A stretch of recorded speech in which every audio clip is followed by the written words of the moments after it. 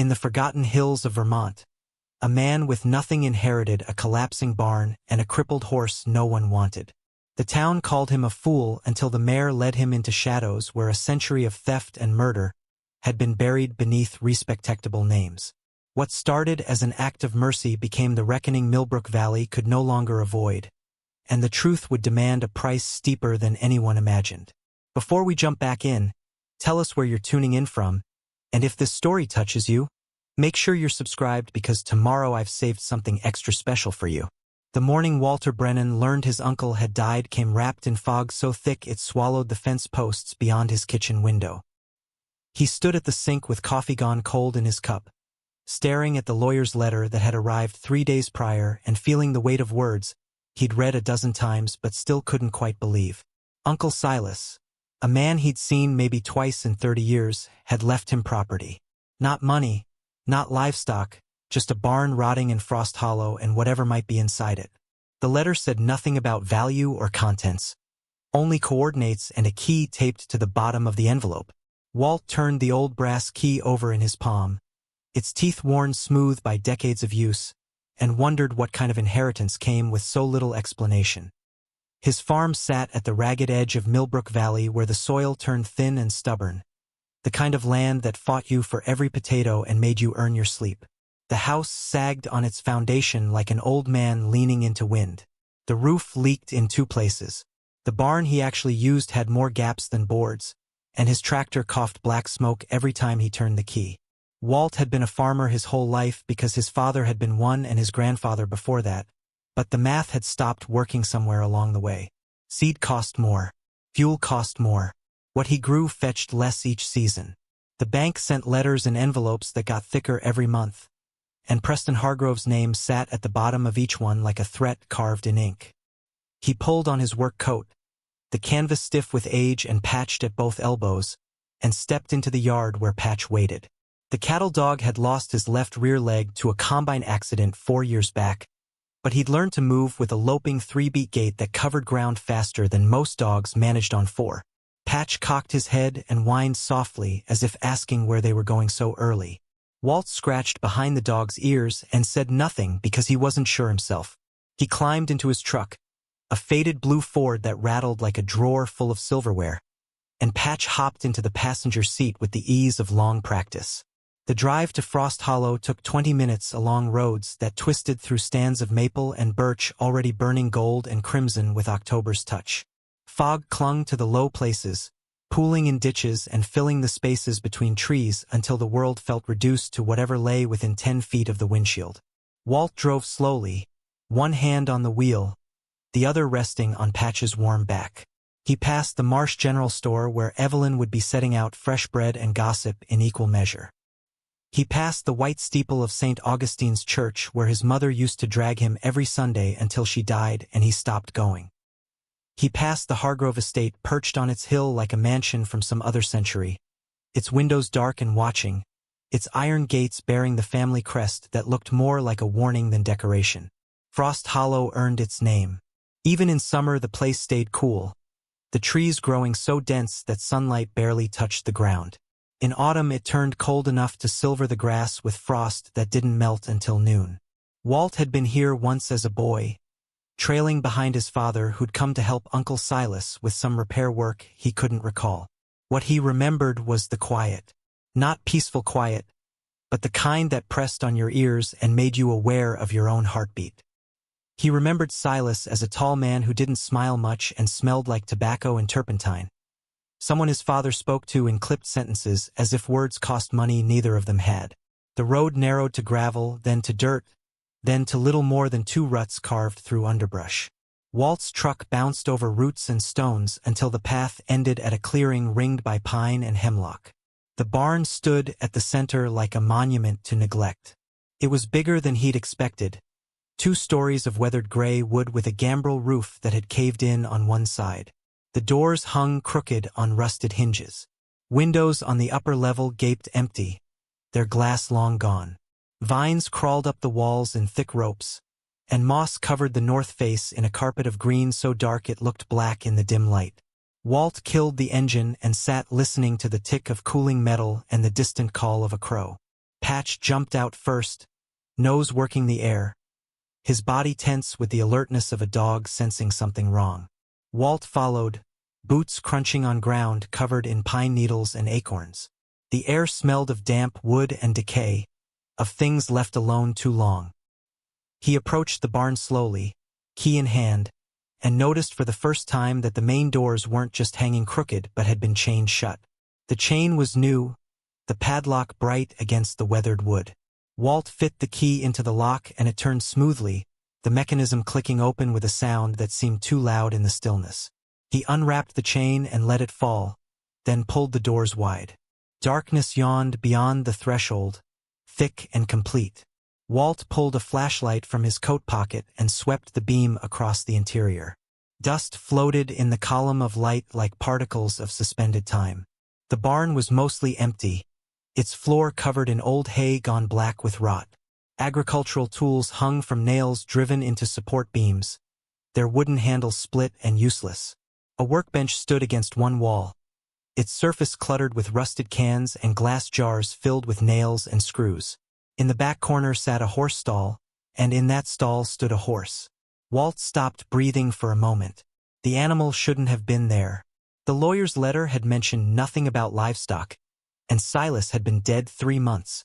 No creature could survive that long without food or water. Yet there the horse stood, head low, ears swiveling toward the sound of his approach. Walt moved closer, his flashlight beam revealing a chestnut mare with a coat so dull it looked almost brown. She was thin, ribs visible beneath hide stretched tight, but her eyes were bright and aware. A white star marked her forehead, perfectly symmetrical, as if painted there by careful hand. She watched him without fear, without expectation, as if she'd been waiting for someone to arrive, and wasn't surprised it had finally happened. The stall door stood ajar. Walt pushed it fully open and stepped inside. Fresh water sat in a trough that shouldn't have been fresh, and hay lay scattered on the ground that shouldn't have been there at all. Someone had been caring for this animal. Someone had been coming here. The mare shifted her weight and Walt saw it then, the way her left front leg bore no weight, how she held it slightly lifted with the hoof barely touching ground. He knelt slowly and ran his hand down the leg, feeling heat and swelling around the fetlock. An old injury, poorly healed, the kind that would never fully mend. The mare lowered her head and breathed against his shoulder, warm and grassy. A gesture of trust he hadn't earned but received anyway. Patch whined from the doorway, unwilling to enter the barn but unwilling to leave Walt alone inside it. The dog's ears lay flat against his skull and his good back leg trembled.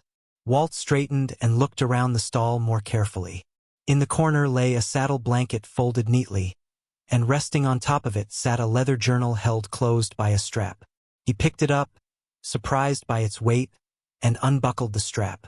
The pages inside were filled with handwriting in faded ink, the script small and precise.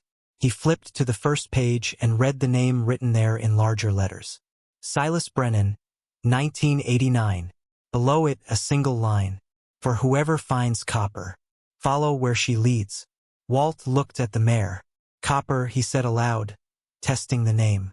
The horse's ears pricked forward and she exhaled sharply through her nostrils as if answering. He tucked the journal into his coat and placed a hand on Coppa's neck, feeling the warmth of her beneath the dull coat. I don't know what my uncle was into, he told her, but I reckon you're part of it. The mare turned her head. Preparing and narrating this story took us a lot of time. So if you are enjoying it, subscribe to our channel. It means a lot to us. Now back to the story. To look at him fully. And in her dark eyes Walter Brennan saw something he couldn't name. Intelligence, maybe. Purpose. A quality that made him feel like the animal knew more than he did about why he'd been brought here. He spent the next hour exploring the barn, opening crates filled with nothing but mouse droppings and mildew, pulling tarps off furniture too broken to salvage.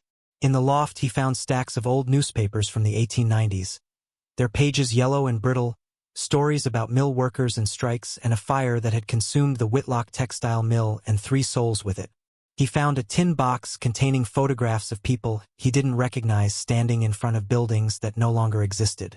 He found surveyors' maps of Millbrook Valley with property lines drawn and redrawn in different colored inks. as if someone had been tracking changes over decades. But he found nothing that explained the horse or the journal or why Silas had left this place to him. When he finally stepped back outside, the fog had lifted enough to reveal the surrounding woods. Patch relaxed immediately, tail wagging, the tension draining from his body, as if something inside the barn had been holding him rigid. Walt loaded the journal and the tin box into his truck, then returned to Kappa's stall. The mare watched him approach with those bright, knowing eyes. He couldn't leave her here. Whatever arrangement Silas had made to keep her fed was clearly breaking down, and winter would arrive in weeks. The idea of transporting a lame horse in his condition felt absurd, but leaving her to starve felt worse. He fashioned a lead rope from baling twine he found hanging on a nail, looped it around Kappa's neck, and led her slowly from the barn.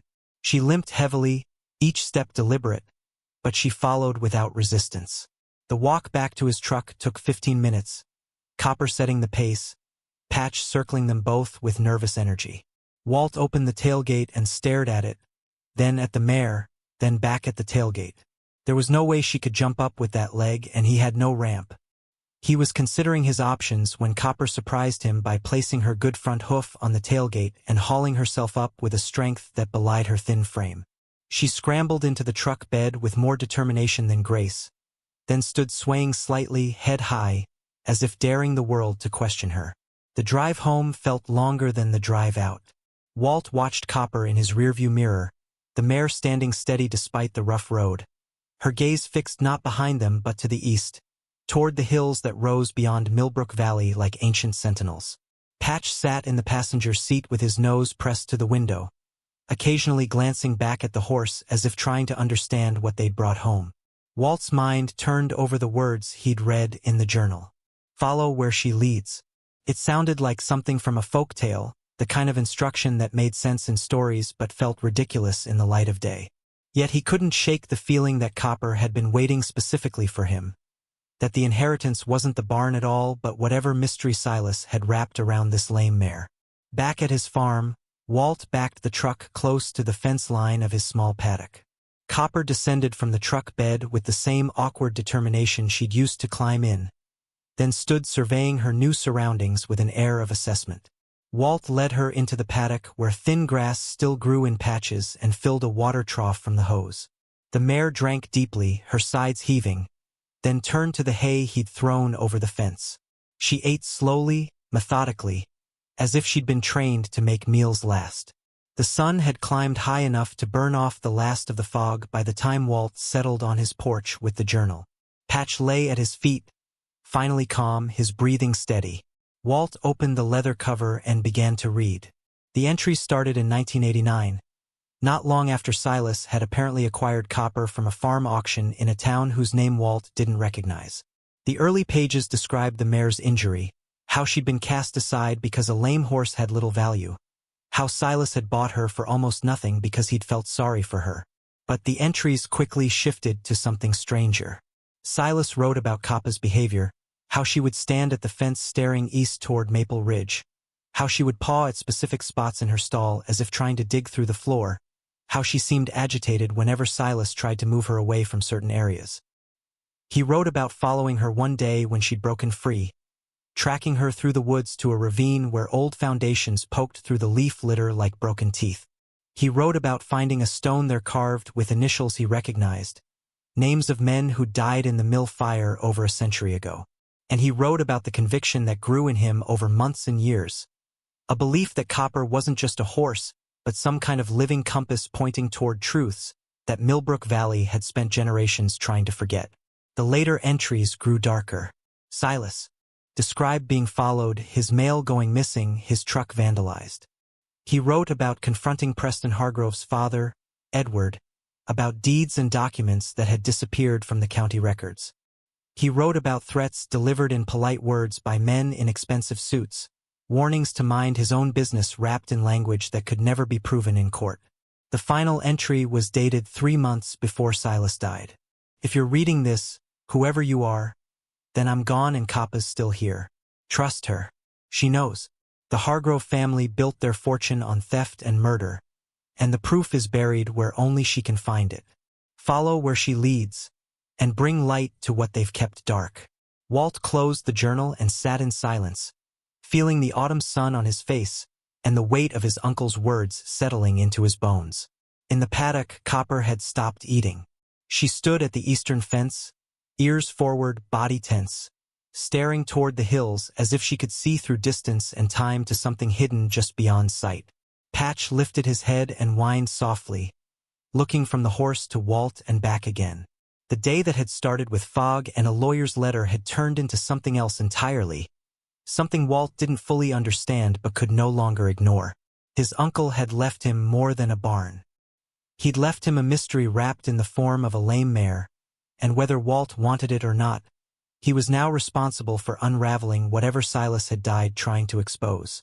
He thought about the bank letters stuffed in his kitchen drawer, about Preston Hargrove's signature at the bottom of each one, about the way the Hargrove family had controlled Millbrook Valley for as long as anyone could remember. He thought about the faces in those old photographs, about buildings burned and property lines redrawn, about the gaps in his own family's history that no one had ever explained. And he thought about Copper, standing vigil at the fence like a sentry who'd been waiting years for relief to arrive. Walter Brennan had inherited more than property. He'd inherited a reckoning, and the autumn wind carried with it the scent of change and the promise of secrets that would no longer stay buried. The first frost came early that year, arriving on a Tuesday morning when Walt stepped outside to find the world transformed into something crystalline and unfamiliar. Every blade of grass wore a coat of white, every fence post crowned with ice that caught the rising sun and threw it back in scattered diamonds. The cold bit through his flannel shirt and made his breath visible in thin clouds that dissipated as quickly as they formed. He stood on his porch with coffee steaming in his hands and watched Copper move restlessly along the paddock fence.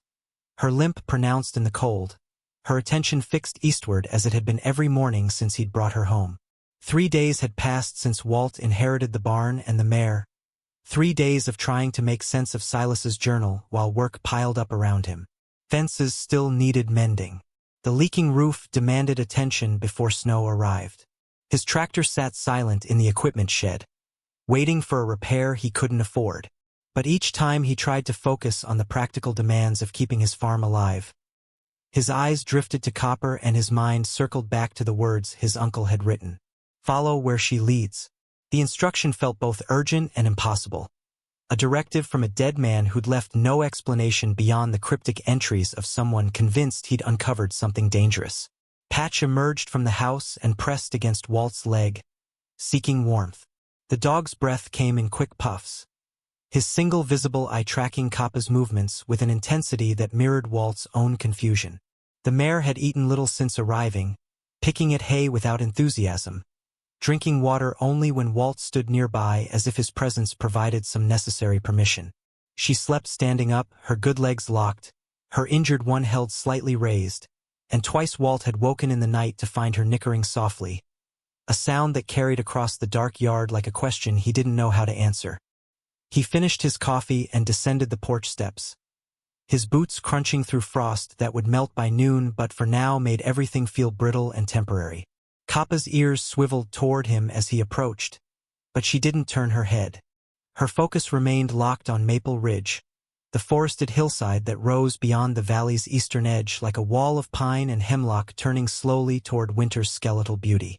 Walt had hunted those hills as a young man, knew the deer trails and the rocky outcrops where rattlesnakes sunned themselves in August.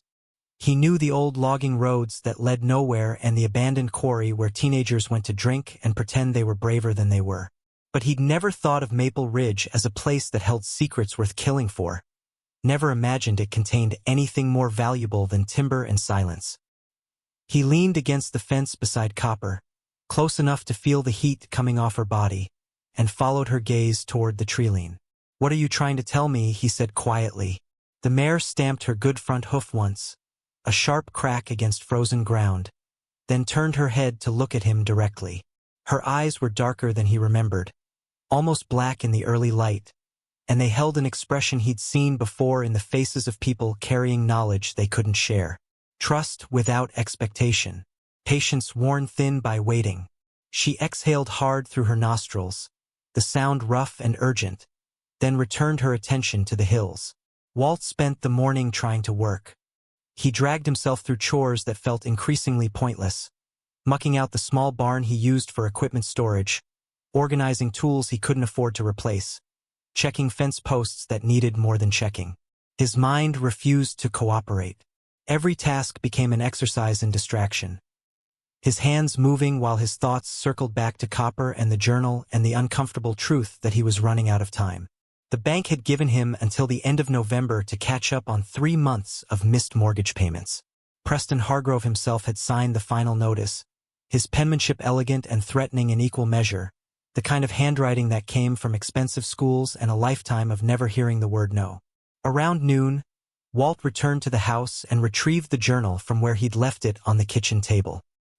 He sat in the chair his father had occupied for 40 years, the wood worn smooth by decades of weight, and opened to a page marked with a folded newspaper clipping.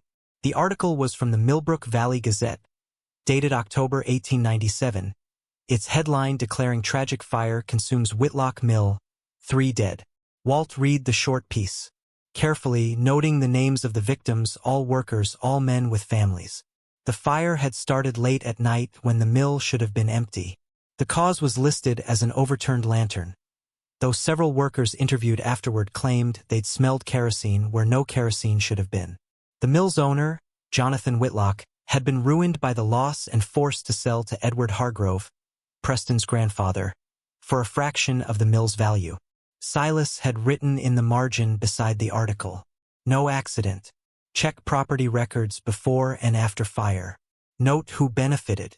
Walt turned to the next page where his uncle had sketched a rough map of Millbrook Valley as it had existed in 1897. Property lines divided the land into parcels labeled with family names, most of which Walt recognized. The Whitlock Mill occupied prime real estate along Blackstone Creek where the water ran fast and deep. Surrounding it were smaller parcels owned by workers and merchants, a patchwork of modest holdings that together formed the economic heart of the valley. On a second map dated 1900, those parcels had been consolidated. The Hargrove name sprawled across half the valley, absorbing the mill, the workers' homes, the merchant shops. A dynasty built in 3 years, rising from the ashes of someone else's catastrophe. Walt closed the journal and sat staring at the wall where his mother had hung a calendar that still showed March though October was half gone.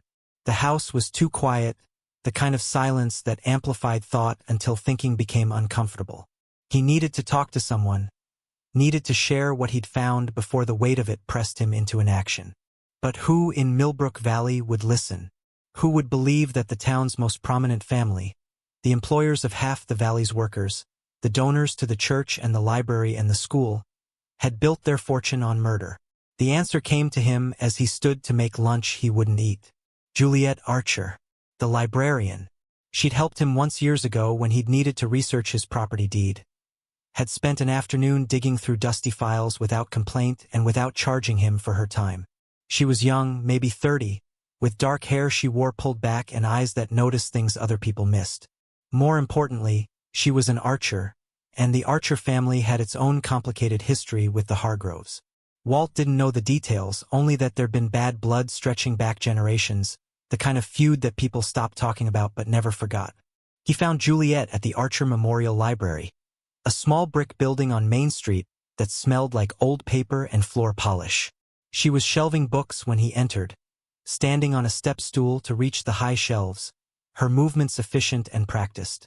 The library was empty except for them, midday sunlight streaming through tall windows and painting golden rectangles on the worn carpet. She turned when the door chimed, recognition crossing her face followed quickly by curiosity. She climbed down from the stool and approached with the careful posture of someone used to being observed. "Walter Brennan," she said, her voice carrying the slight formality of someone who dealt in facts and records. "This is unexpected." Walt removed his hat and held it against his chest, suddenly aware of how he must look, unshaven and tired, his coat smelling of horse and hay. "I need to talk to you about something," he said. "Something that can't leave this room." Juliet's expression shifted, curiosity sharpening into interest. She glanced toward the windows, then gestured toward a back room marked staff only. We'll have privacy there. The room was small and cluttered with boxes of books waiting to be cataloged, a desk buried under paperwork, and 2 chairs that didn't match. Juliet closed the door and sat, folding her hands in her lap with the patience of someone who knew how to wait for a story to emerge. Walt remained standing for a moment, organizing his thoughts, then pulled the journal from his coat and set it on the desk between them. "My Uncle Silas left me this," he said, "along with a barn and a horse. There's things written here about your family and mine, about the Hargroves, about what happened after the mill fire. Things that, if they're true, and I think they are, they change everything we thought we knew about this town." Juliet's eyes moved to the journal, but she didn't reach for it. "Tell me," she said simply. So Walt told her. He described inheriting the barn, finding copper, reading Silas's entries about following the mare and uncovering evidence of crimes buried beneath a century of respectability. He showed her the newspaper clipping, the maps, the notes his uncle had made about property transfers and suspicious deaths and patterns that emerged when you looked at Millbrook Valley's history through the lens of who benefited and who suffered. He told her about Kappa's obsessive focus on Maple Ridge, about the strange certainty Silas had expressed that the horse knew where proof could be found. When he finished, the room had grown dim with late afternoon shadows. Juliet sat very still, her face unreadable, her hands now gripping the edge of the desk hard enough to whiten her knuckles. Finally she reached for the journal and opened it, reading several pages in silence before looking up at Walt with eyes that held something he recognized from his own mirror. Anger mixed with resignation. The look of someone who'd always suspected something was wrong, but had never been able to name it. "My great-grandfather lost everything after the mill fire," she said quietly. "He owned a store that supplied the workers, sold them fabric and tools, extended them credit when times were hard. After the fire, the workers left. Some found jobs elsewhere, some just disappeared.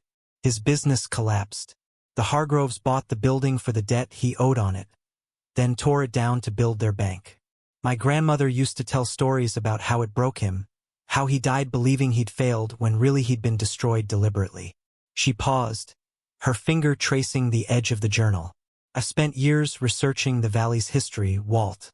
I know there are gaps in the record, documents that should exist but don't.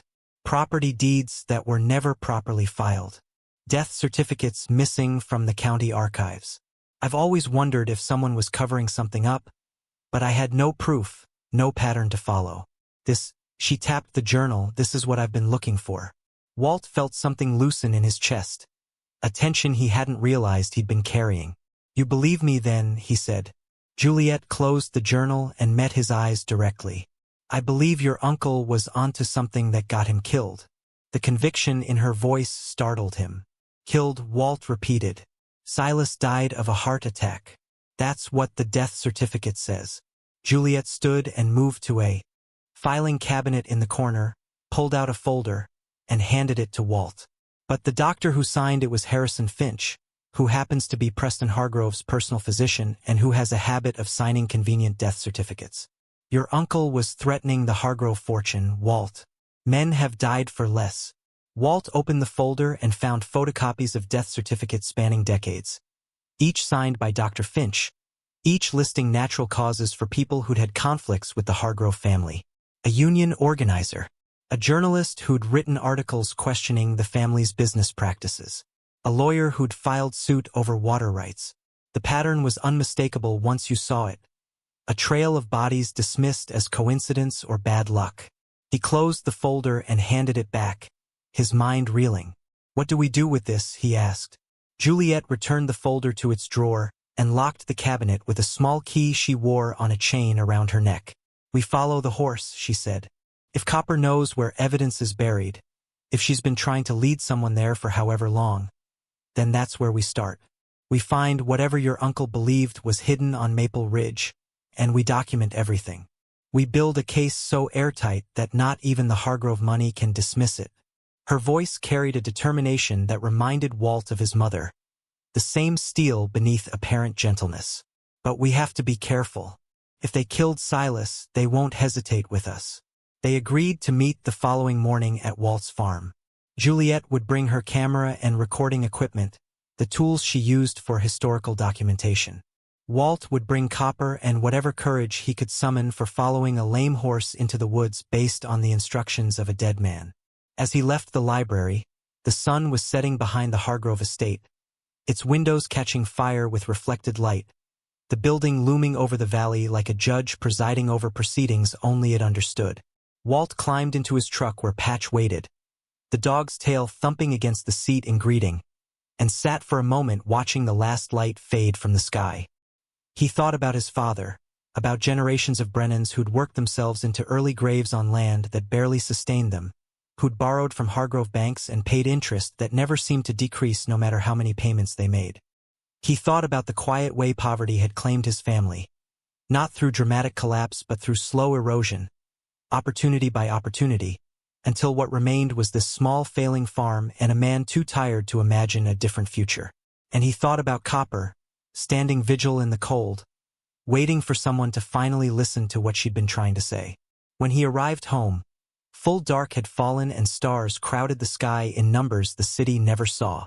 Copper stood at the fence exactly where he'd left her that morning, her coat silvered with frost, her breath rising in clouds. Walt approached with a blanket he kept for emergencies and draped it over her back, securing it with straps that had grown stiff with age. The mare didn't acknowledge him, didn't shift her focus from the eastern hills, but when he placed his hand on her neck, she leaned into his touch slightly, and he felt the tremor running through her body. Not fear, not cold, something else. Anticipation, maybe. The tension of a creature that had waited years for this moment and could sense its approach. Walt stood beside her in the darkness, one hand on her warm neck, the other holding the journal he'd brought from the house. The pages crackled slightly in the night air, their words invisible but present, a map to truths that men had killed to keep hidden. Tomorrow he would follow where Copper led. Tomorrow he would step into whatever mystery Silas had died protecting. But tonight he simply stood with the mare beneath the vast indifference of stars and felt the weight of inheritance settle fully onto his shoulders. Not inheritance of property or possessions, but of responsibility, of unfinished business, of justice delayed so long it had calcified into legend. Patch emerged from the house and joined them at the fence, his 3 legs carrying him with the practiced efficiency of adaptation. The dog sat between Walt and the mare, forming a triangle of warmth in the cold night, and together they watched the darkness where Maple Ridge rose invisible against the sky. Somewhere in those hills lay answers. Somewhere in that tangle of pine and stone rested proof of crimes committed in lamplight and covered with a century of silence. And in the morning, Walter Brennan would go looking for it, guided by a lame horse and the ghost of an uncle he'd barely known, walking toward a reckoning that Millbrook Valley had avoided for far too long. The wind picked up, carrying the scent of pine and coming snow, and Copper nickered softly, a sound that might have been greeting or warning or simply acknowledgement that the waiting was almost over. Walt pulled his coat tighter and remained at his post, unwilling to leave the mare alone in the cold, unwilling to turn his back on what tomorrow promised. Above them, clouds began to gather, obscuring the stars one by one, and the temperature dropped another degree. Winter was coming early this year. Walt could feel it in his bones, in the ache of old injuries and the stiffness of joints worn down by labor. But something else was coming too, something that had been delayed and denied and buried beneath layers of respectability and power. The truth. And truth, Walt was learning, had a patience that outlasted the people who tried to hide it. He stayed with Copper until midnight, speaking to her occasionally in the low voice he used with Patch, telling her about Juliet and the plan for tomorrow, about his fears and his doubts and his strange certainty that following her into the woods was the only choice that made sense. The mare listened without moving, her ears flicking occasionally to catch his words, her body gradually relaxing under the blanket until she stood easier, weight distributed more evenly, the tension that had held her rigid finally easing.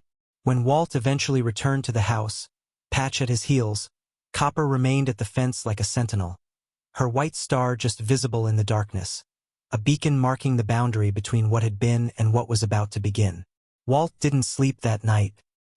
He lay in his narrow bed listening to the house settle around him, to Patch's steady breathing from the foot of the mattress, to the distant sound of Copper moving in the paddock.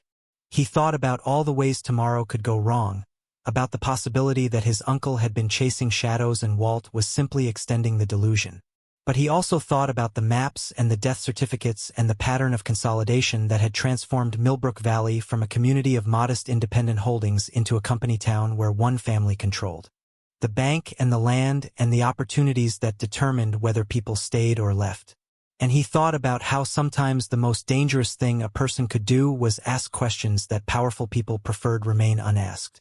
Just before dawn, he rose and dressed in the dark, pulling on layers against the cold and checking that his boots were sound. He made coffee strong enough to taste like anger and drank it standing at the kitchen window where he could see Copper silhouetted against the slowly lightening sky. The mare was awake, alert, facing east as she had since arriving. Walt carried a second cup of coffee onto the porch and sat in the chair his grandfather had built from oak harvested on the property, watching the sun climb toward the horizon and feeling the weight of the day ahead pressing against his chest like water against a dam that had held too long and was finally beginning to crack. Juliet Archer arrived as promised, driving a small sedan that looked out of place on the rutted drive leading to Walt's farm. She emerged wearing practical clothes, hiking boots and canvas pants and a jacket that had seen real use, not the fashion approximation of outdoor gear. She carried a backpack that clinked with equipment and her face held the set expression of someone who'd made a decision and wouldn't be talked out of it. Walt met her at the gate where Patch was already investigating the newcomer with cautious interest. "Morning," he said. "You sure about this?" Juliet smiled, the expression tight but genuine. "I've been preparing for this my whole life without knowing it. Let's see what your horse has to show us." They outfitted Copper with a rope halter Walt had fashioned from soft cotton, avoiding metal that might press against sensitive areas. The mare accepted the gear without resistance, her attention already fixed on the hills. Walt clipped a lead rope to the halter but held it loosely, letting Copper understand she would set the pace. Juliet shouldered her pack and checked that her camera was accessible. Patch circled them all with nervous energy, sensing that something significant was happening but unable to parse exactly what. The four of them stood together in the yard as the sun finally crested the horizon, painting everything gold and crimson. The colors of autumn pushed to their most intense before winter stripped them away entirely. Copper moved first, stepping toward the gate with her uneven gait, favoring the injured leg but moving with purpose that made the limp seem irrelevant. Walt opened the gate and followed, Juliet beside him, Patch ranging ahead then circling back in the pattern of a herding dog without a herd. They crossed Walt's back pasture where frost still clung to shaded areas and entered the woods at a deer trail so faint it was nearly invisible. The mare navigated the narrow path with surprising grace, her body remembering how to move through forest despite months or years of confinement. She didn't hesitate at forks in the trail, didn't pause to consider direction. She knew where she was going with a certainty that made Walt's breath catch because it confirmed what part of him had hoped wasn't true. Copper wasn't wandering.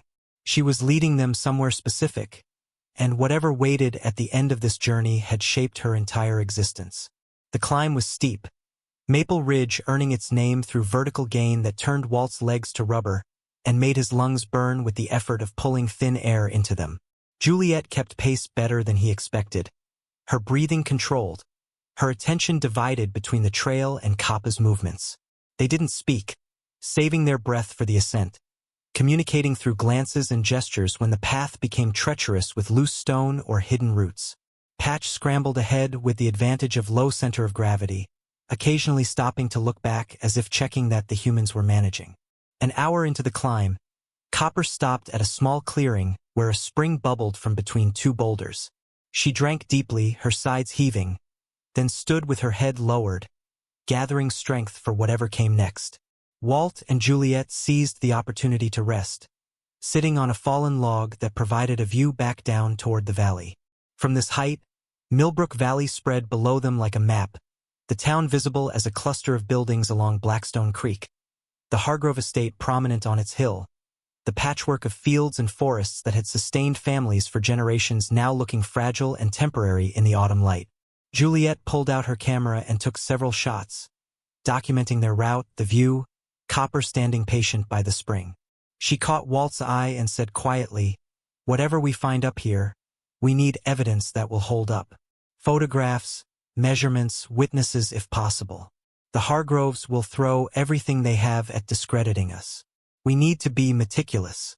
Walt nodded, too winded to waste breath on agreement. He watched Copper instead, noting how the mare's attention had shifted from the eastern hills to something more specific, a spot perhaps 50 yards upslope where the trees grew denser and shadow-pooled despite the climbing sun. They resumed the ascent, Copper moving now with renewed determination. Her limp more pronounced but her pace quickening as if proximity to her goal gave her strength that overrode pain. The forest changed as they climbed higher, pine giving way to hemlock, the ground becoming rockier, the air taking on the thin quality of elevation. Walt's ears popped and he worked his jaw to equalize pressure, a sensation that brought back memories of his one trip to the mountains of New Hampshire when he was young and his family could still afford vacations. Copper led them to a ridge where the ground leveled briefly before dropping into a narrow ravine. She stopped at the edge and looked back at Walt, ears forward, eyes bright with something that looked unsettlingly like expectation. Walt moved beside her and peered into the ravine. Below, partially hidden by undergrowth and the accumulated debris of decades, he could see shapes that didn't belong to nature. Straight lines, right angles, the unmistakable geometry of human construction. Juliet joined him and drew a sharp breath. "There's something down there," she said. "Foundations, maybe. Or graves." Walt studied the descent, noting handholds and paths that might support their weight, then looked at Copper. The mare couldn't navigate that slope with her injured leg. Not safely. He felt a moment of frustration, of having come this far only to face an obstacle that seemed designed to prevent the final discovery. But Copper wasn't looking at the ravine. She had turned slightly and was staring at a section of ridge to their right where an outcrop of stone formed a natural shelter. She stamped her good front hoof 3 times in quick succession, the sound sharp as gunfire in the forest quiet, then walked toward the outcrop without waiting to see if they would follow. The shelter was deeper than it appeared from outside, extending back into the hillside far enough to qualify as a shallow cave. The entrance was partially blocked by a fallen pine that had toppled years ago, its trunk gray and punky with rot. Copper moved past the obstruction with careful steps, disappearing into shadow. Walt and Juliet exchanged glances, then followed, pulling flashlights from their pockets as the daylight faded behind them. The cave smelled of damp stone and animal musk, of earth undisturbed by seasons. Their lights revealed scratches on the walls where bears had sharpened claws, and the scattered bones of small creatures that had made fatal mistakes in choosing their refuge. At the back of the cave, where the ceiling dropped low enough that Walt had to duck, Copper stopped before a section of wall that looked no different from the rest. She lowered her head and pushed against the stone with her nose, a gentle but insistent pressure, then stepped back and looked at Walt as clearly as if she'd spoken. "Here. Dig here." Walt approached and ran his hands over the stone, feeling nothing unusual until his fingers caught on an irregularity, a seam where 2 sections of rock met imperfectly. He pulled his work knife from his pocket and worked the blade into the gap, applying leverage.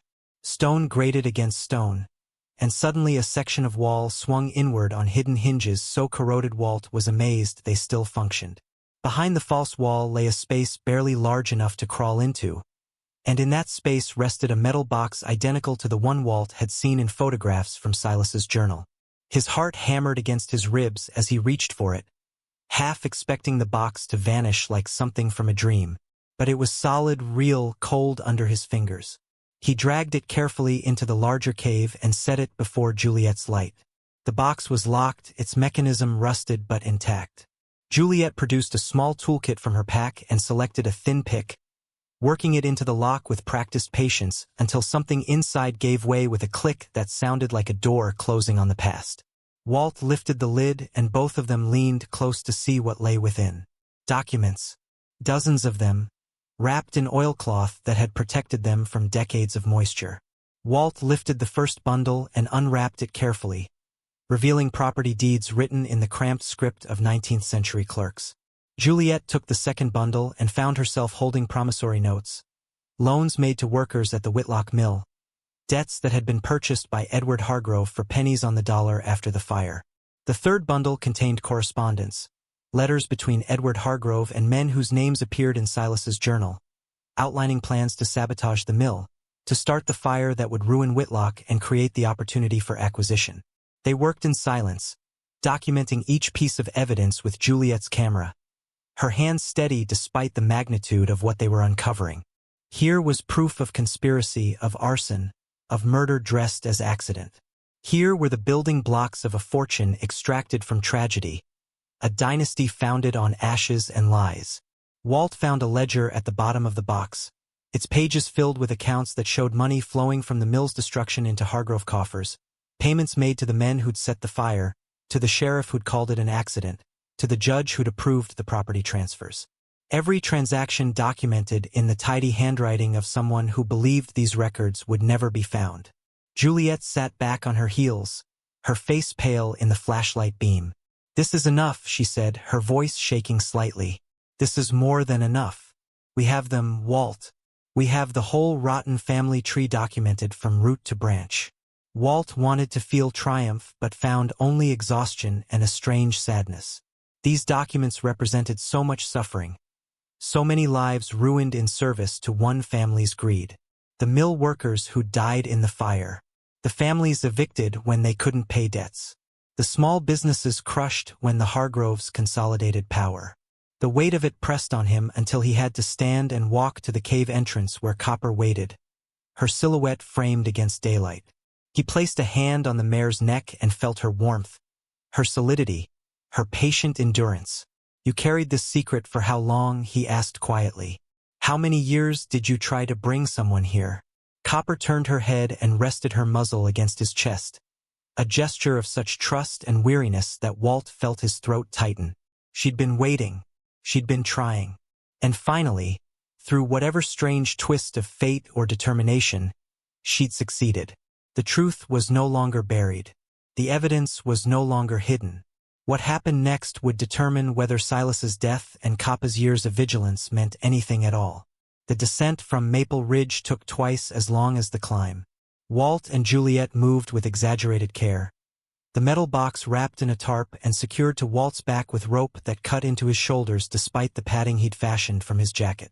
Every step down the rocky trail required calculation, a mental mapping of where to place each foot so the weight wouldn't shift unexpectedly and send him tumbling. Copper picked her way ahead of them with the confidence of an animal that had made this journey before, her injured leg finding purchase on stones that looked too small to support anything. Patch brought up the rear, occasionally whining when the humans moved too slowly for his comfort, but otherwise maintaining the vigilant silence of a creature who understood something important was happening. The sun had passed its zenith by the time they reached the edge of Walt's property, shadows stretching long across the frost-damaged grass. Walt's shoulders burned where the rope had worn through his shirt, and his legs trembled with fatigue that went beyond physical exertion. He felt hollowed out, scraped clean by the weight of what they'd found and the impossibility of what came next. Juliet walked beside him in similar silence, her camera bag hanging heavy against her hip, her eyes distant with the kind of thinking that involved calculations and consequences. They hadn't spoken much during the descent, both understanding that words would come later when they'd processed the magnitude of their discovery and figured out how to transform evidence into justice. At the paddock fence, Walt finally let the box slide from his back. It hit the ground with a dull thud that seemed too quiet for something so heavy with implication. Copper moved immediately to the water trough and drank in long pulls, her sides heaving, foam speckling her chest where the exertion had worked up sweat despite the cold. Walt filled a bucket with grain and set it before her, watching as she lowered her head and began to eat with more enthusiasm than she'd shown since arriving. The climb had cost her. That was obvious in the way she held her injured leg completely off the ground now, in the tremor that ran through her haunches. But something in her bearing had changed. The tension that had kept her rigid and watchful had eased, replaced by an exhaustion that looked almost peaceful. Juliet knelt beside the box and ran her hand over its scarred surface. "We need to get this somewhere safe," she said. "Somewhere the Hargroves can't reach it before we can make copies and distribute them. My library has a vault, fireproof and locked. We can store the originals there while I digitize everything." Walt nodded, too tired to argue.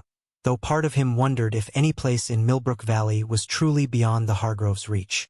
The family had owned this town for a century, had woven themselves so deeply into its infrastructure that separating them from the community felt like trying to extract roots from soil without disturbing the earth. They loaded the box into Juliet's sedan, covering it with a blanket she kept in her trunk. She would take it directly to the library and begin the documentation process, working through the night if necessary to create multiple copies that could be distributed to newspapers, law enforcement agencies, historical societies. The strategy was simple. Make the evidence too widespread to suppress. Shine so much light on it that even Hargrove money couldn't purchase enough darkness to hide it again.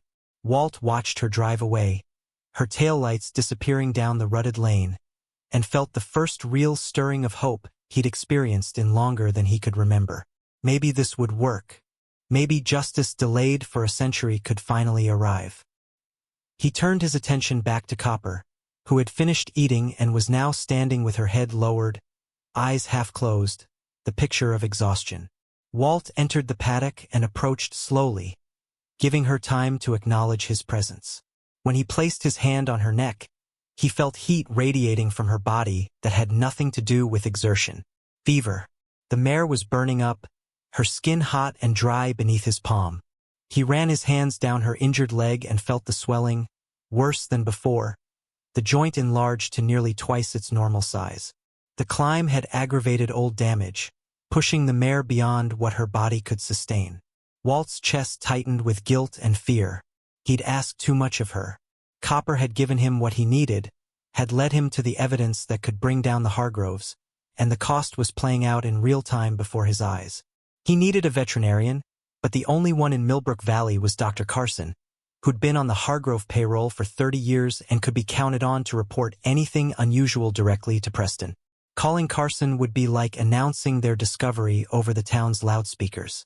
But letting Copper suffer without treatment wasn't an option Walt could live with. He settled for compromise, leading Copper into the small barn where he could control temperature and light.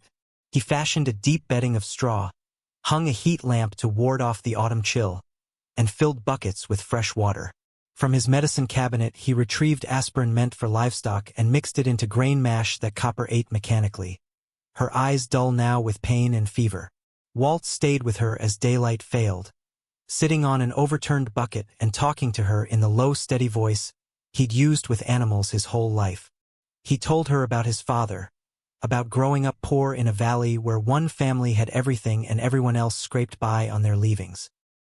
He told her about watching his mother work herself to death trying to keep their farm viable, about the morning he'd found his father in the barn with a rope and a desperate solution to debts that compounded faster than crops could pay them. Patch curled at Walt's feet, occasionally lifting his head to check on Copper, his single eye reflecting worry in the lamplight. The three of them formed a small circle of warmth in the barn's dimness, bound together by circumstance and the strange alchemy that transforms separate creatures into something approximating family. Walt dozed fitfully, jerking awake at every sound, checking Coppa's breathing, feeling for changes in her fever.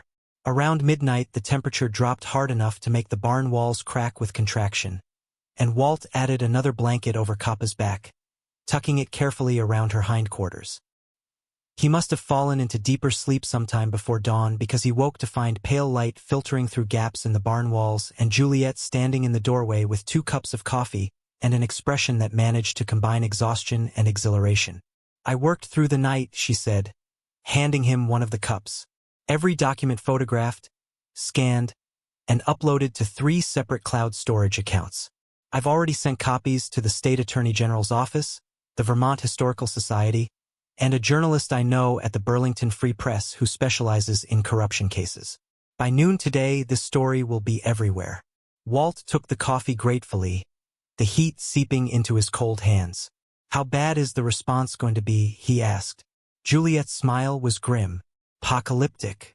Preston Hargrove will deny everything, claim the documents are forgeries, try to paint us as conspiracy theorists with an axe to grind. He'll use every lawyer and every connection he has to suppress this. But the evidence is overwhelming, Walt. Even the Hargrove money can't explain away a century of documentation written in their own ancestors' hands. This is going to destroy them."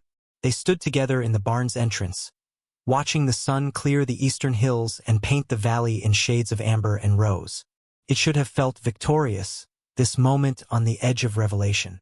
Instead, Walt felt only a bone-deep weariness and concern for the mare lying in the straw behind them. Juliet followed his gaze to Copper and her expression softened. "How is she asked. Walt shook his head. "Not good. That climb took everything she had left. I think she knew it would.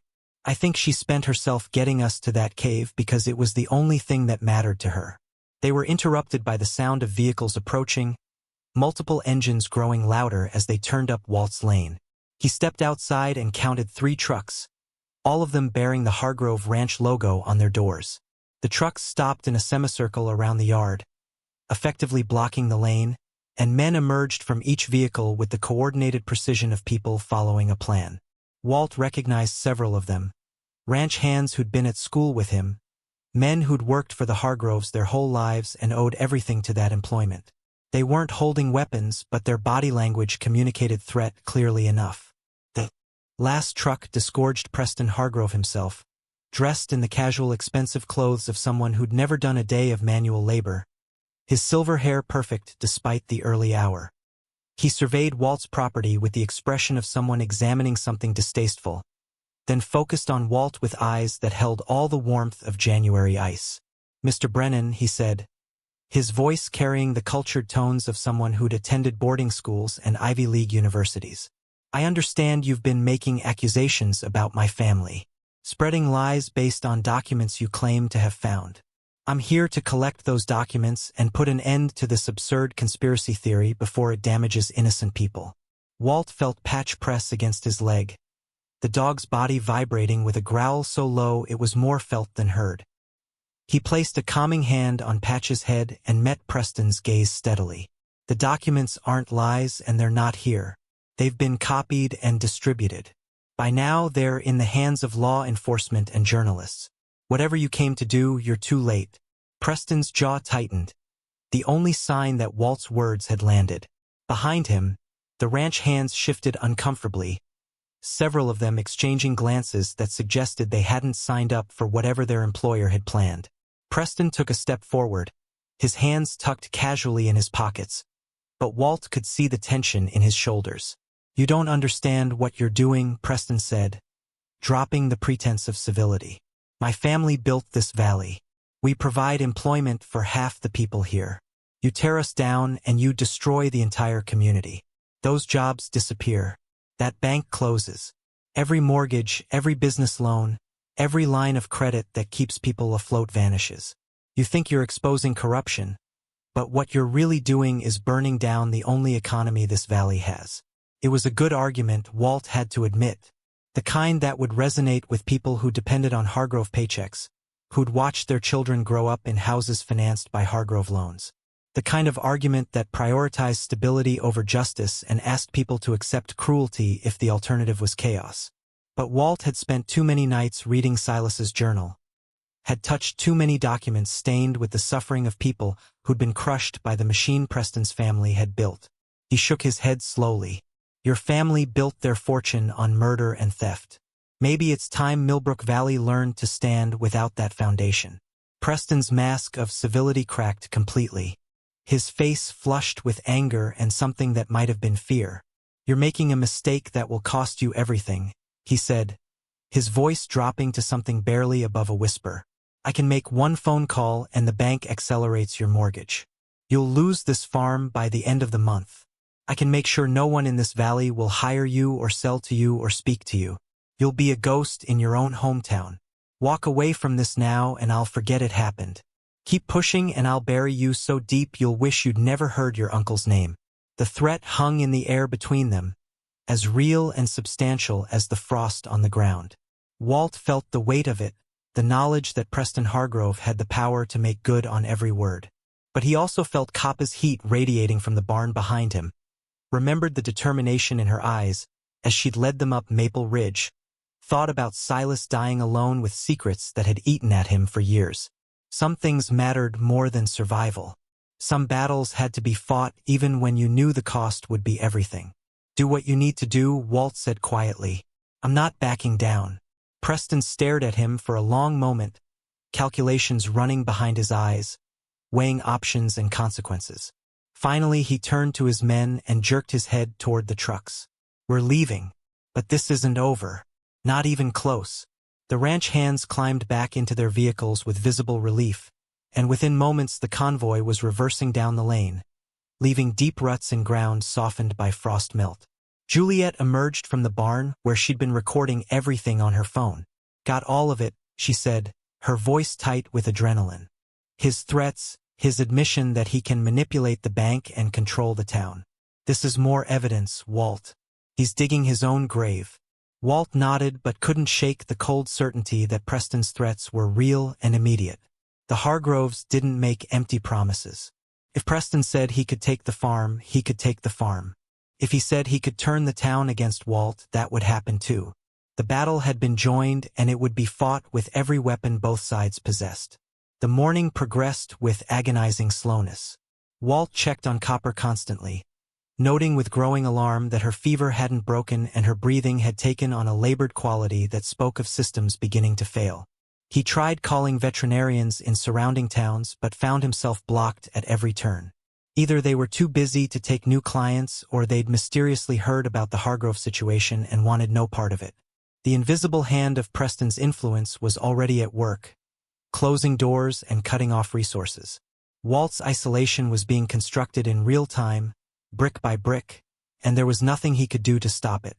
Around noon, Evelyn Marsh appeared at the farm carrying a basket covered with a checkered cloth. She was a stout woman in her 60s who'd run the general store for as long as Walt could remember.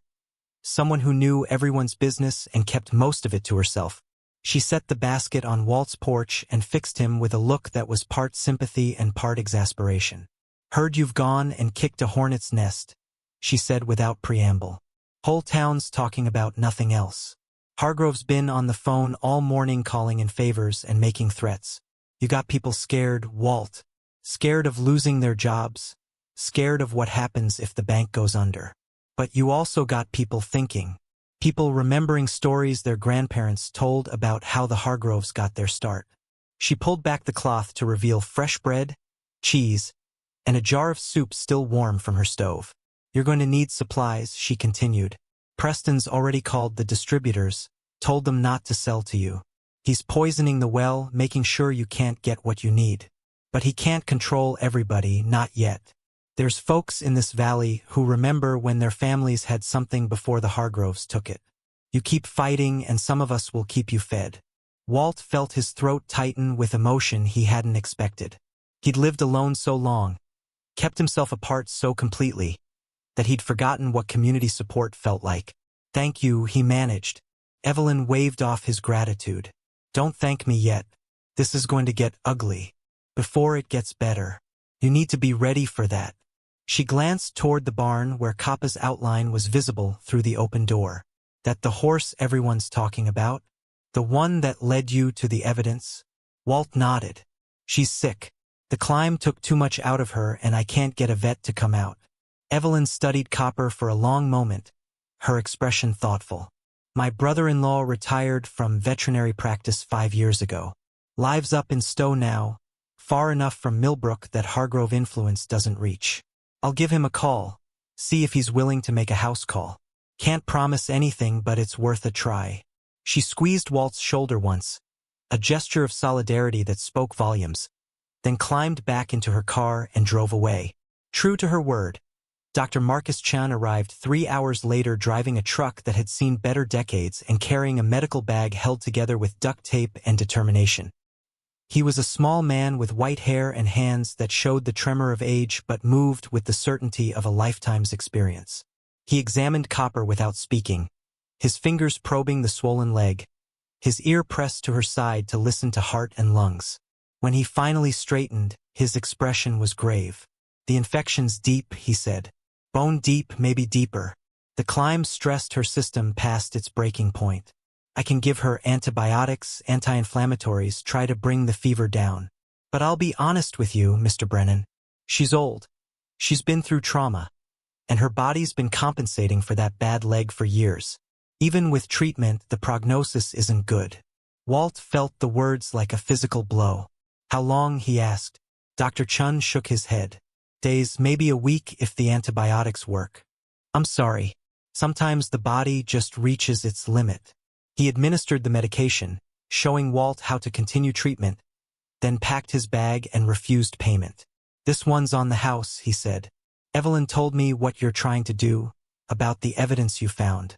My grandfather lost his pharmacy to the Hargroves back in the 50s. Forced sale, they called it. Theft by another name. If that mare helped you expose them, then helping her is the least I can do. After Dr. Chun left, Walt sat in the barn with Copper, watching her breathe, counting each rise and fall of her ribcage, as if his attention alone could keep her tethered to life. Juliet returned in the evening with news that the story had broken wide open. The Burlington Free Press had run it as their front-page headline, complete with photographs of the documents and a detailed accounting of the Hargrove family's crimes. Other papers were picking it up, television stations requesting interviews. The Vermont Attorney General had issued a statement promising a full investigation. The machinery of justice, so long dormant, was finally grinding to life. But in Millbrook Valley itself, the response was mixed and volatile. Some people celebrated, vindicated in suspicions they'd carried for years. Others reacted with fear and anger, viewing Walt as a threat to their livelihoods rather than a truth-teller. The town was fracturing along fault lines that had always existed beneath the surface, divisions between those who'd benefited from Hargrove power and those who'd been crushed by it. Fights broke out in the parking lot of the church. The school board held an emergency meeting that devolved into shouting. The sheriff's office was flooded with calls from people demanding everything from Walt's arrest to Preston Hargrove's. Through it all, Walt remained in the barn with Copper, leaving only to tend to basic necessities. He read to her from Silas's journal, thinking she might find comfort in hearing the words of the man who'd first understood her purpose. He told her stories about the valley as it used to be, about farmers who'd been independent before the consolidation, about a time when Millbrook had been a place where people supported each other rather than competing for scraps from the Hargrove table. And he thanked her over and over for carrying a burden no creature should have had to bear, for maintaining vigilance through years of waiting, for finally finding someone willing to follow where she led. On the third night after their discovery, Coppa's fever finally broke. Walt woke from shallow sleep to find her standing, weight distributed more evenly, her eyes clearer than they'd been in days. She turned her head to look at him, and in her gaze he saw recognition and something that might have been satisfaction. She'd done what she needed to do. She'd delivered her message. What happened next was no longer her responsibility. Walt stood and moved to her side, pressing his forehead against her neck and feeling the steady beat of her heart. "You can rest now," he whispered. "You've earned it." Copper lowered her head and exhaled, a long, slow breath that seemed to carry years of tension out of her body. She stood quiet in the lamplight, no longer watching the eastern hills, no longer stamping at invisible ground. The urgency that had defined her existence had been fulfilled, and what remained was simply a tired horse at the end of a long journey. Walt stayed with her until dawn, one hand on her warm coat, the other holding the journal that had started everything. Outside, Millbrook Valley continued its transformation, the revelation of old crimes forcing the community to confront questions it had avoided for a century.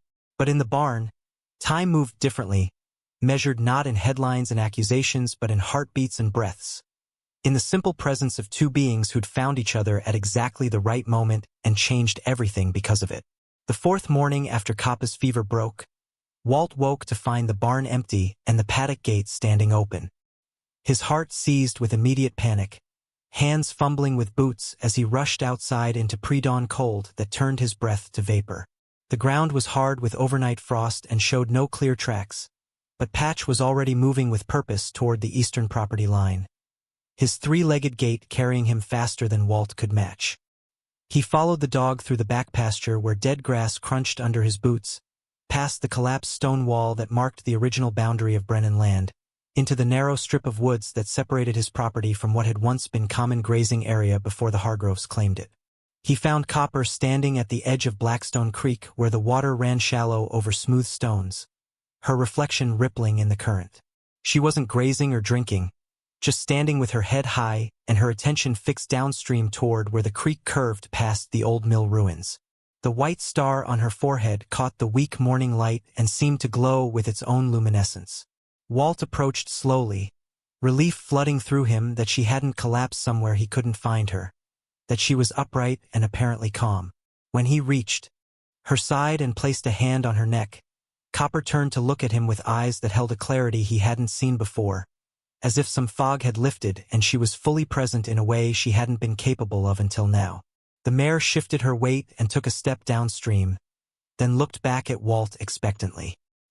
He understood immediately that she was asking him to follow again, that whatever had driven her to Maple Ridge wasn't finished despite the documents they'd recovered.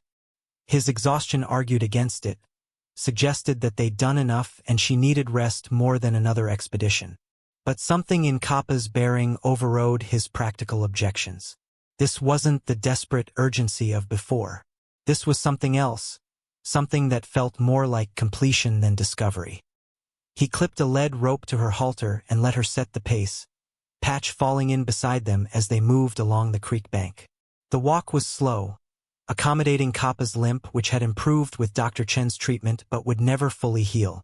They passed under the covered bridge where teenagers had carved their initials into support beams for generations, emerged into the clearing where the mill ruins stood like broken teeth against the morning sky. The structure had been grand once, 3 stories of red brick and timber built to harness the creek's power for the textile looms that had made Millbrook Valley prosperous in the previous century. Now only the walls remained, hollow and ivy-covered, windows empty of glass, the great wheel that had turned continuously for 50 years lying in pieces along the bank. Copper led Walt through what had been the main entrance, stepping carefully over scattered bricks and rotted timbers. Inside, the floor had long since collapsed into the basement level, creating a pit filled with debris and rainwater that reflected the sky. The mare skirted the pit and moved to the far wall where a chimney stack still stood intact, its stones blackened by fire that had consumed everything around it. She stopped before the chimney and lowered her head, nostrils flaring as if she could still smell smoke from a blaze that had burned out more than a century ago. Then she did something that made Walt's skin prickle with recognition. She stamped her good front hoof 3 times against the ground, the same signal she'd given before leading them to the cave on Maple Ridge.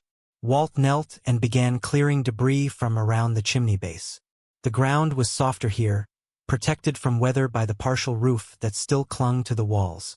His hands found purchase on a stone that shifted when he applied pressure, then another, until he'd created an opening large enough to reveal what lay beneath. Not earth but space. A cavity that extended under the chimney foundation, deliberately created and carefully concealed. He pulled his flashlight from his pocket and directed the beam into the darkness, revealing bones. They were arranged carefully, not scattered by scavengers or decay but laid out with intention.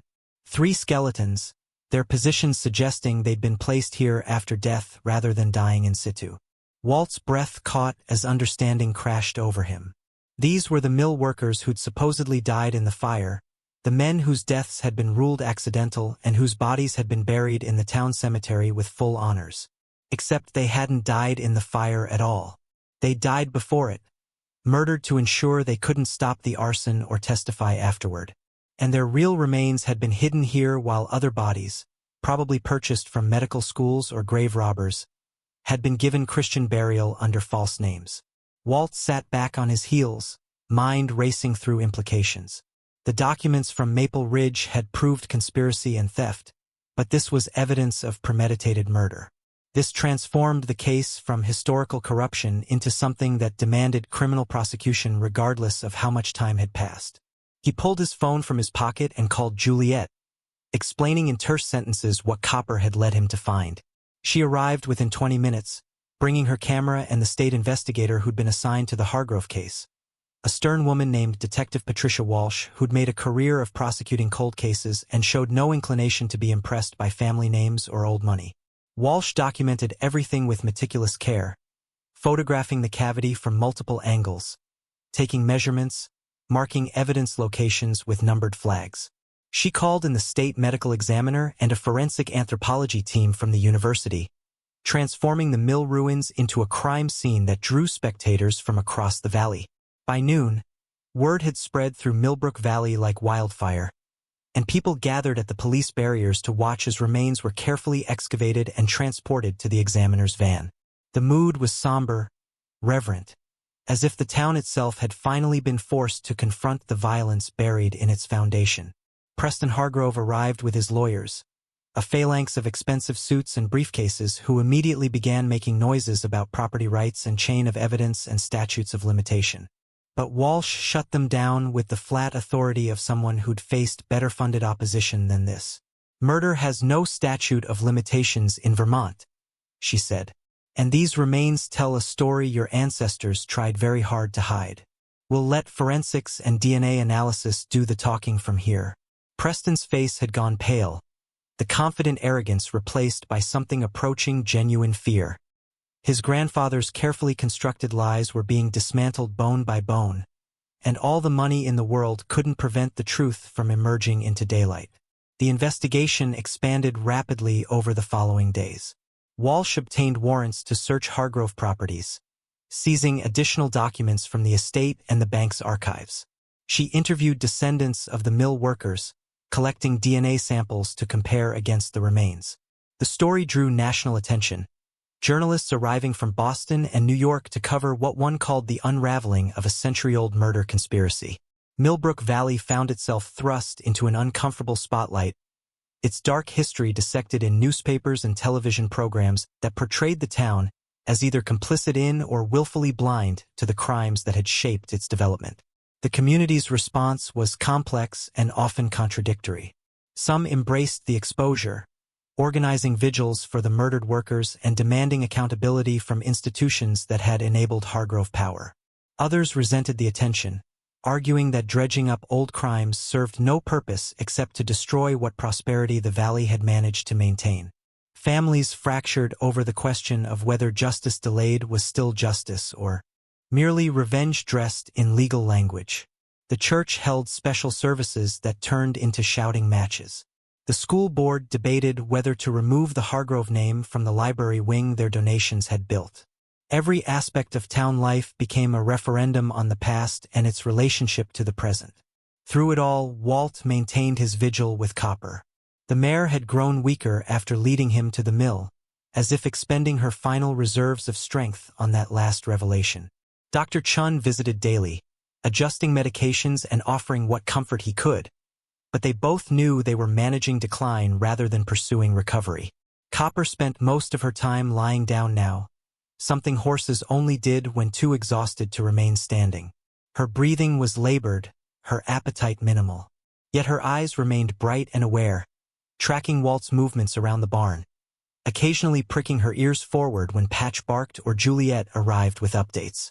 The Attorney General filed criminal charges against Preston Hargrove for obstruction of justice and evidence tampering, based on his attempts to suppress the documents and intimidate Walt. Additional charges were being considered related to financial crimes and abuse of power. The Hargrove empire began to crumble as investors pulled out, as business partners distanced themselves, as the bank faced regulatory scrutiny that revealed decades of predatory lending practices and discriminatory policies. Preston himself was released on bail but placed under house arrest, his passport seized, his assets frozen pending the outcome of multiple investigations. For Walt, vindication felt less satisfying than he'd imagined. Yes, the truth had emerged. Yes, the powerful were finally being held accountable. But the cost was tallied in Coppa's labored breathing, in the threats that still arrived by phone and mail, in the way half the town crossed the street rather than speak to him. Justice was messy and incomplete, satisfying no one entirely and leaving everyone exhausted by the process. He'd imagined truth-telling as a heroic act, but the reality involved paperwork and testimony, and watching a community tear itself apart over questions that had no easy answers. On a cold November morning when frost had given way to the first real snow, Walt found Copper down in her stall and unable to rise. Her breathing was shallow, her pulse thready under his fingers when he checked. He called Dr. Chun, who arrived and performed a brief examination before sitting back with a sigh that communicated everything Walt needed to know. "Her organs are failing," Chun said quietly. The infections spread despite the antibiotics. We can try more aggressive treatment, but honestly, we'd just be prolonging suffering. The kindest thing now would be to let her go peacefully. Walt felt something crack open in his chest, a grief that went beyond the loss of one animal to encompass everything he'd been carrying for months. He nodded, not trusting his voice, and remained kneeling beside Copper while Chun prepared the injection. Juliet arrived, summoned by some instinct or perhaps by Chen's nurse who'd made a call. She knelt on Coppa's other side and placed a hand on the mare's shoulder, her eyes bright with unshed tears. She did something extraordinary, Juliet whispered. She changed everything. Walt could only nod, his throat too tight for speech. Chun administered the sedative first, letting Copper drift into unconsciousness before delivering the final dose. The mare's breathing slowed, deepened, then simply stopped. The stillness that followed felt absolute, as if the barn itself was holding its breath. Walt remained kneeling beside her, one hand on her cooling neck, the other gripping the halter he'd never removed. Patch pressed against his side, whining softly, sensing the change that had occurred. They stayed that way for a long time, the three of them bearing witness to an ending that felt both inevitable and impossible.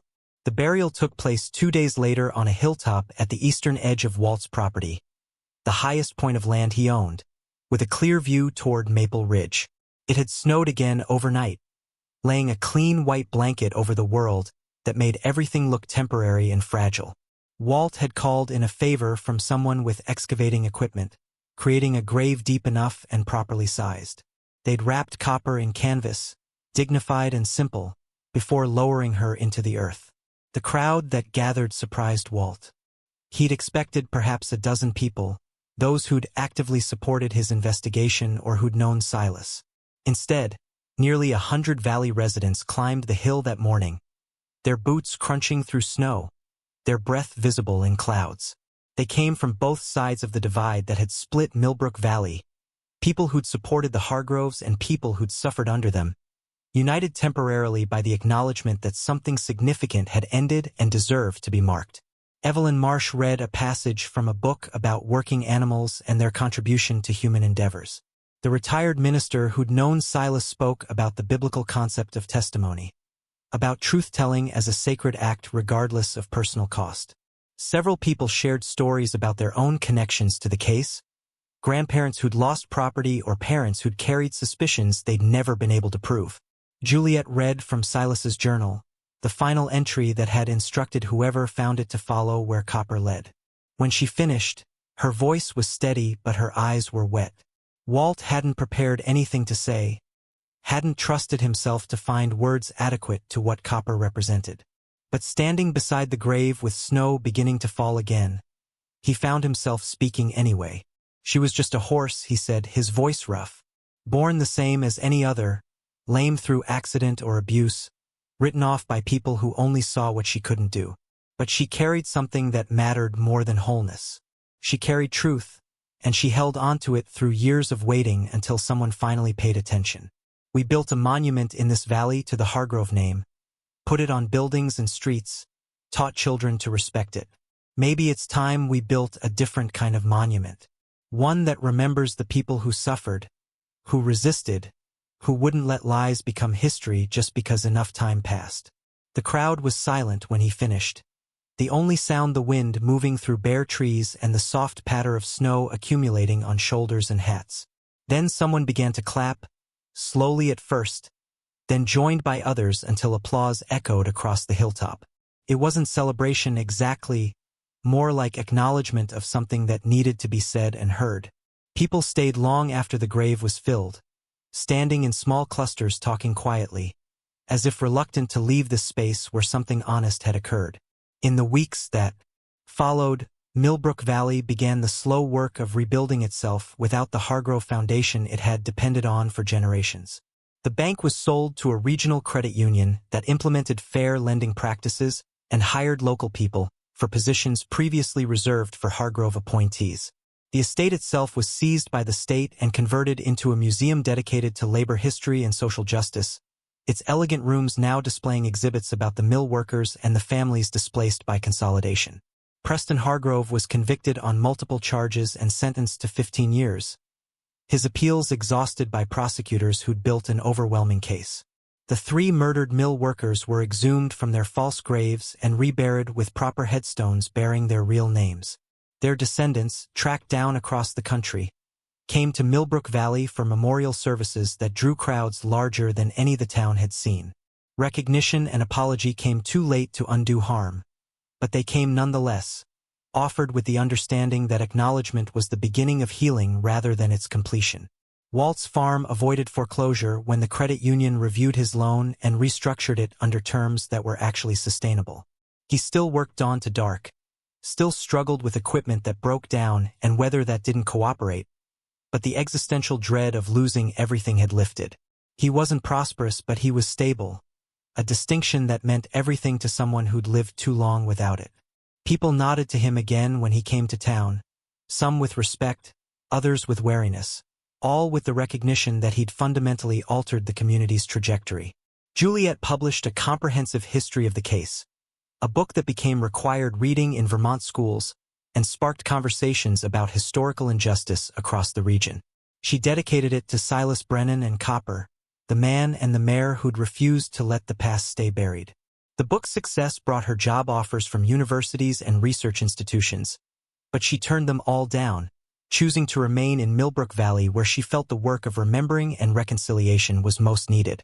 She and Walt grew closer through the months of investigation and aftermath, finding in each other the rare comfort of someone who understood what they'd been through without need for explanation. On the anniversary of Coppa's death, Walt climbed the hill to her grave as snow began to fall in the same quiet, steady way it had fallen during her burial. Someone, probably Juliet though she never claimed credit, had commissioned a marker for the spot. It was simple granite engraved with Coppa's name, her approximate birth and death years, and a single line underneath: "She led us to the truth." Walt stood before the marker with Patch leaning against his leg and felt the complexity of what they'd accomplished and what remained undone.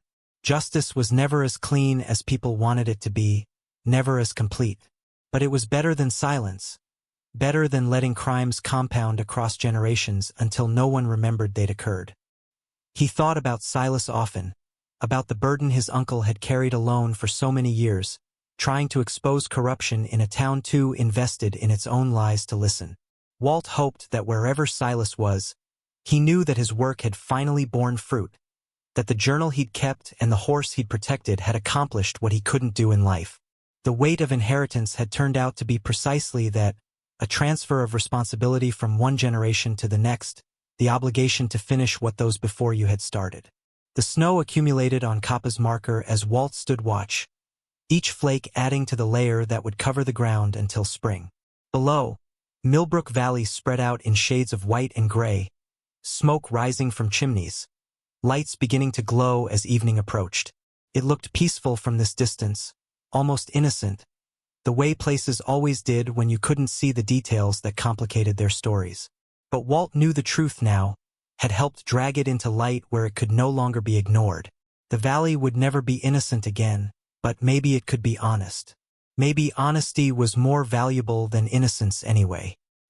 He descended the hill as darkness gathered, Patch picking his way carefully through snow that was deeper than his shortened legs made comfortable. Lights were on in the farmhouse, Juliet having arrived while he was at the grave to make dinner and share the evening. It was routine now, the comfortable pattern they'd fallen into without ever discussing whether it was temporary or permanent. Some things didn't require definition to be real, didn't need labels to provide meaning. They'd been through fire together and come out changed but intact, bonded by experience in ways that felt more substantial than romance, even as romance quietly established itself in the spaces between their words. That night, after dinner and dishes and the small domestic rituals that structured their evenings, Walt stood on his porch with coffee steaming in his hands and looked toward Maple Ridge. The hills were invisible in the darkness, but he knew they were there, solid and unchanging, holding their secrets and their truths with equal patience. Copper had taught him that landscape remembered what people tried to forget, that the earth held testimony more reliable than any document. He'd inherited a barn and a lame horse and discovered they were really an inheritance of purpose, of unfinished moral business that demanded completion regardless of personal cost. The wind carried snow past the porch light, each flake visible for an instant before disappearing into darkness. Walt thought about all the lives that had passed through Millbrook Valley, the ones remembered and the ones deliberately forgotten, the people who'd built this place and the people who'd been broken by it. History wasn't simple narrative but layered complexity. Stories overlapping and contradicting. Truth mixed with lie until someone took the time to separate them. That work was never finished, always requiring new people to take up the burden when previous carriers fell. He'd become one of those carriers without seeking it, without preparation, guided by a mare who'd known where to lead long before Walt understood where he needed to go. Inside the house, Juliet was playing music softly, some classical piece that drifted through the walls and mingled with the wind. Patch was asleep by the stove, his 3 legs twitching in dreams that probably involved chasing rabbits across endless fields. The farm was quiet, the kind of quiet that spoke of safety rather than isolation, of peace earned through struggle rather than granted by circumstance. Walt finished his coffee and stood a moment longer in the cold, honoring the memory of what had brought him here, then went inside to warmth and companionship and the ongoing work of building a life worth the inheritance he'd been given. Spring came to Millbrook Valley with the kind of insistence that made winter feel like a bad dream finally lifting. The snow retreated from the fields in patches, revealing ground that looked exhausted from months under white weight. Blackstone Creek swelled with meltwater, its voice rising to a roar that could be heard from Walt's porch on quiet mornings. The trees began their slow transformation from skeletal to green, buds swelling on branches that had seemed dead just weeks before. It was the kind of seasonal change that made people believe in renewal, in the possibility that things broken could be mended given enough time and the right conditions. Walt stood at Kappa's grave on the first truly warm day of the year, watching his grass push through the soil he'd packed over her body 6 months ago. The marker Juliet had commissioned looked permanent now, weathered enough by winter to seem like it had always been there. Someone had left flowers, wild daffodils probably picked from the creek bank, their yellow heads bright against the granite. Walt suspected Evelyn Marsh, who'd made a habit of climbing the hill once a week with offerings that changed with the seasons. The gesture touched him more than he could articulate, this evidence that copper had mattered to more than just himself and Silas. The valley below had changed in ways both visible and subtle. The Hargrove estate sat empty except for the museum staff who were still cataloging items for exhibits scheduled to open in summer. The bank building had been repainted, its Hargrove crest removed and replaced with the credit union's logo that looked modern and impersonal, but at least wasn't built on stolen land. New businesses had opened on Main Street, taking advantage of storefronts that had sat vacant for years because no one could afford the Hargrove rents. There was a coffee shop now and a bookstore, and a restaurant that served food more ambitious than the diner's dependable but limited menu. The changes were small, but they represented possibility, the sense that Millbrook Valley might become something different than it had been. Walt had testified at Preston Hargrove's trial, spending 3 days on the witness stand while lawyers tried to discredit his character, his motivations, his interpretation of the evidence. It had been exhausting and humiliating in turns, his life picked apart by people paid to make him look unreliable. But the physical evidence was overwhelming, the documents and the bodies telling a story that couldn't be explained away no matter how expensive the lawyers or how creative their arguments. The jury had deliberated for less than 4 hours before returning guilty verdicts on all counts. Walt had felt no triumph watching Preston led away in handcuffs, only a weary satisfaction that the thing was done and could finally be set aside. The farm had recovered along with his energy. New equipment purchased with a loan from the credit union sat in the barn where Copper had spent her final days. The roof was patched, the fences mended, the fields prepared for planting. Walt had hired 2 part-time workers, young men from town who needed employment and brought enthusiasm that compensated for their lack of experience. The place felt alive again in ways it hadn't since his father's time, filled with voices and motion and the productive chaos of work that mattered. He still rose before dawn and fell into bed exhausted, but it was the exhaustion of building rather than merely surviving. Juliet had moved into the farmhouse gradually, bringing her belongings over in increments until one day Walt, realized her apartment in town sat empty, and she'd been living with him for weeks without either of them acknowledging the shift. They'd married quietly in March, a civil ceremony at the courthouse with Evelyn and Dr. Chun as witnesses. Then dinner at the diner where Mrs. Patterson had baked them a cake without being asked. It wasn't the wedding either of them had imagined in younger years, but it felt right for who they'd become, practical and honest and sufficient. She transformed the spare room into an office where she continued her historical research, now expanded to cover labor movements and social justice struggles across New England. Universities invited her to speak, documentary filmmakers sought her expertise, but she remained rooted in Millbrook Valley, convinced that the work of reconciliation required presence more than prestige. Walt would find her late at night surrounded by documents, her reading glasses perched on her nose, completely absorbed in stories of people who'd fought against systems designed to keep them powerless.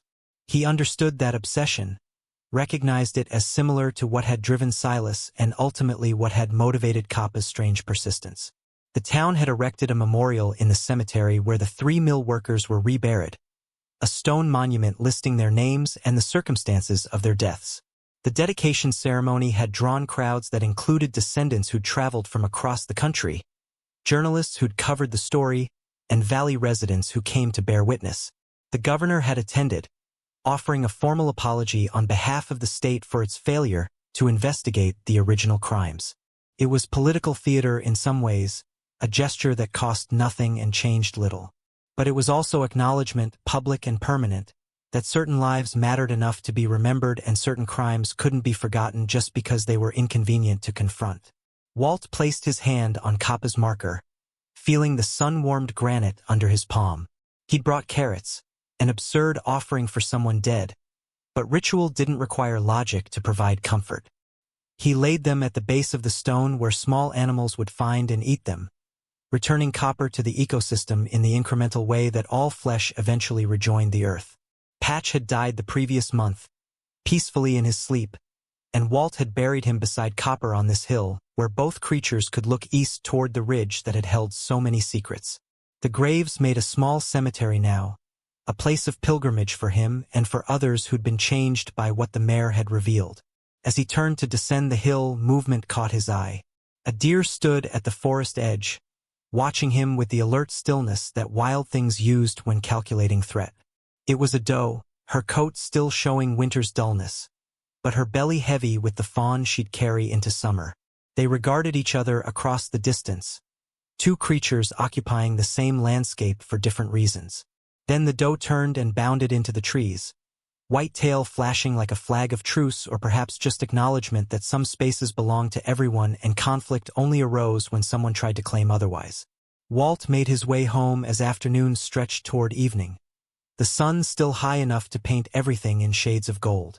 Smoke rose from his chimney where Juliet had started a fire against the lingering chill that came with sunset. The fields spread around him in their pre-planting readiness, dark soil waiting for seed, for the rain and sun that would transform potential into harvest. He'd plant corn this year and soybeans, and maybe a section of winter wheat if the calculations made sense. The work would be hard and the outcome uncertain, agriculture never offering guarantees. But it was honest work, his hands in soil that belonged to him, his efforts determining his fate rather than enriching someone whose fortune was built on theft. He thought about inheritance often, how it meant more than property or money. You inherited stories whether you wanted them or not, inherited responsibilities that previous generations had either met or failed. Silas had left him a barn and a horse, but really he'd left him a choice about what kind of man to be when faced with difficult truths. Copper had shown him that courage came in unexpected forms, that persistence mattered more than perfection, that sometimes the most important thing a creature could do was simply refuse to let something be forgotten. Those lessons had value beyond any treasure, beyond the satisfaction of justice served or corruption exposed. As he reached the porch, Juliet emerged with 2 glasses of iced tea, the condensation beating on the glass in the warm air. They sat together on the steps as they did most evenings, watching the light change and the valley settle into darkness. Tomorrow would bring its own demands, its own challenges. But tonight there was this, the simple presence of someone who understood without explanation, the peace of knowing that the hardest work was done and what remained was the ongoing task of living well in the space that had been cleared. Walt raised his glass in silent toast toward the eastern hills where copper had always looked, where truth had waited patiently to be discovered, and drank deeply of the sweetness that came after bitter seasons finally passed. Up next, you've got 2 more standout stories right on your screen. If this one hit the mark, you won't want to pass these up. Just click and check them out.